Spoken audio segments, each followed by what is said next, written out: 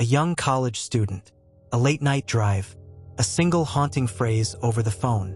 "Oh, shit." And then nothing. No more words.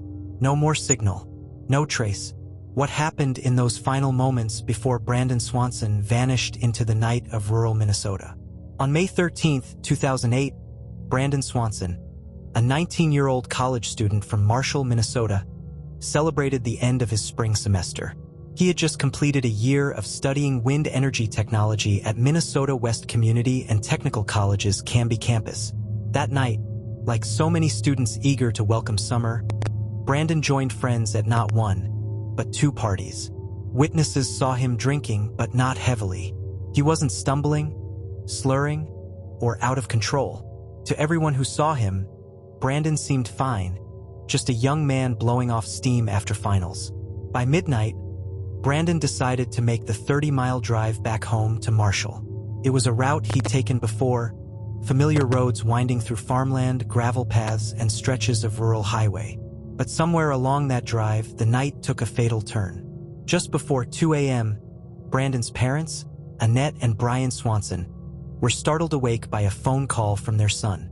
His voice was calm, not panicked. He explained that he had accidentally driven his Chevrolet Lumina into a ditch. The car was stuck, but he was fine, uninjured and sober enough to know exactly what had happened. He told his parents he thought he was near Lind, a small town just outside Marshall. Relieved that he wasn't hurt, they jumped into their pickup truck and set out to find him, keeping Brandon on the line the whole time. But something strange happened.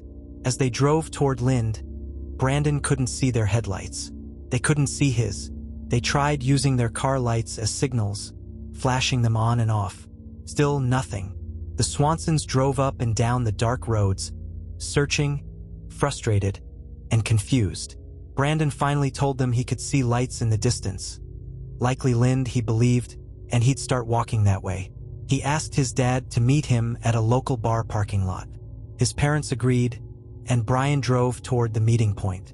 But the longer Brandon walked, the less sense things made. He described fences, gravel roads, the sound of running water somewhere nearby. For 47 minutes, his parents stayed on the phone with him. His voice remained steady, even casual. Then, suddenly at 2:30 a.m., Brandon cut in with two chilling words. "Oh, shit," and the line went dead.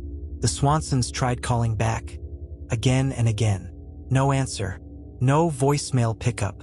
Just silence. By dawn, desperation set in. At 6:30 a.m., they contacted the Lind police to